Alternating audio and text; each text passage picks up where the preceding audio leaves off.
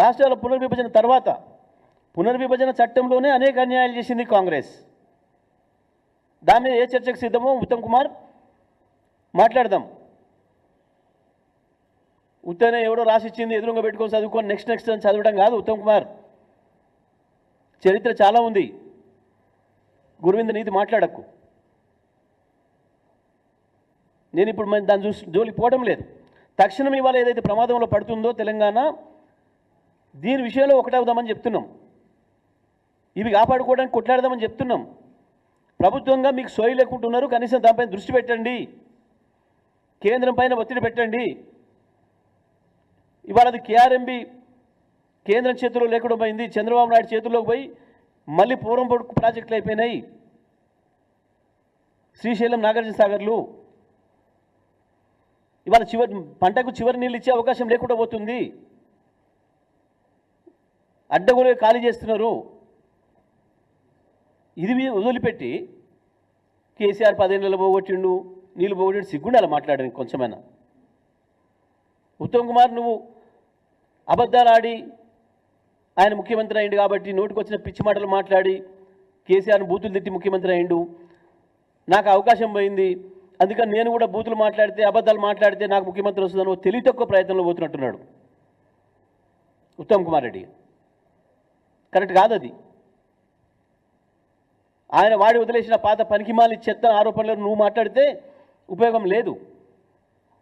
విషయం చూడక్కడ గత 9.5 ఏళ్లలో ఏం జరిగిందో హైదరాబాద్ ప్రజల అనుభవంలో ఉంది, రంగారెడ్డి జిల్లా ప్రజల అనుభవంలో ఉంది, మహబూబ్ నగర్, నల్లగొండ, ఖమ్మం జిల్లా ప్రజల అనుభవంలో ఉన్నాయి. నీ కాలంలో మీ కాంగ్రెస్ హయాంలో ఏముండెనో, ఎన్ని లక్షల వలసలు పోయినరో, కేసీఆర్ వచ్చిన తర్వాత వలసలు ఎట్లా తిరిగి వచ్చినాయో, వలసలు తిరిగి వచ్చాడే కాదు 14 లక్షల మంది వలసలు పోయిన అదే మహబూబ్ నగర్ జిల్లాకి పక్క రాష్ట్రం నుంచి వలసలు వస్తున్నారు వ్యవసాయ కూలీలుగా. ఇది కేసీఆర్ చేసిన పని. మొత్తం కరువుతోనే నాశనం చేసి ఒక ఫ్లోరిన్ మహమ్మారిని తెచ్చి మీరు నాశనం చేసిన నల్గొండ జిల్లా అద్భుతంగా ఇవాళ ఫ్లోరిన్ మాయమైపోవడమే కాదు, కేసీఆర్ నాయకత్వంలో భారతదేశానికి అన్నం పెట్టి అన్నపూర్ణగా మారింది. 40 లక్షల మెట్రిక్ టన్నుల ధాన్యాన్ని పండించిన ఏకైక జిల్లాగా వరుసగా 5 సంవత్సరాలు రికార్డు సృష్టించింది నల్గొండ భారతదేశంలో. వాస్తవాలు ఈ రకంగా పెట్టుకొని ఓ సోయిలేని మాటలు, ఉత్త మాటలు, చెత్త మాటలు ఎందుకు మాట్లాడుతున్నావు? మేము 50% కొట్లాడుతున్నాం, నీ బొంద కొట్లాడుతావు, ఉన్న నీళ్ళు పోతున్నాయిరా అంటే ఇది పట్టించుకోకుండా మేము 50% కొట్లాడుతున్నాం. మేము తెలుగుని మాట్లాడుతున్నా, తెలుగు లేక మాట్లాడుతున్నావా?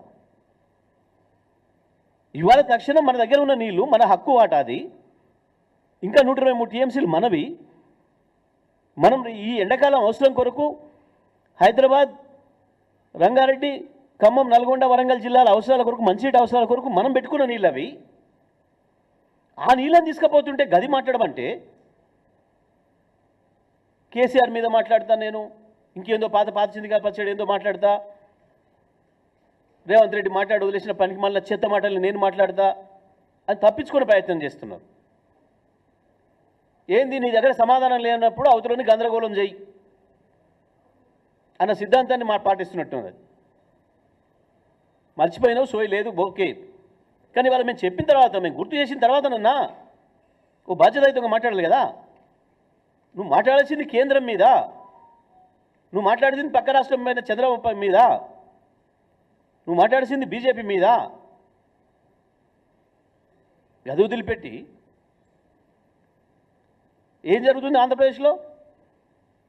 రాజశేఖర రెడ్డి కట్టిన ఒక్క ప్రాజెక్టును చంద్రబాబు వ్యతిరేకించలే, చంద్రబాబు నాయుడు కట్టిన ఒక్క ప్రాజెక్టును రాజశేఖర రెడ్డి వ్యతిరేకించలే. ఆ తర్వాత చంద్రబాబు మళ్ళీ వచ్చి ప్రారంభించిన ప్రాజెక్టును జగన్ కొనసాగించిండు. జగన్ మొదలుపెట్టిన అక్రమమైన ప్రాజెక్టును చంద్రబాబు కొనసాగిస్తున్నాడు. కానీ ఇక్కడేం జరుగుతుంది? కేసీఆర్ నీటి నిల్వల గురించి నిన్న మాట్లాడినావు. కేసీఆర్ నీటి నిల్వలు ఉండాలనే ప్రాజెక్టులు మొదలు పెడితే మల్లన సాగర్ నుంచి మొదలుపెట్టి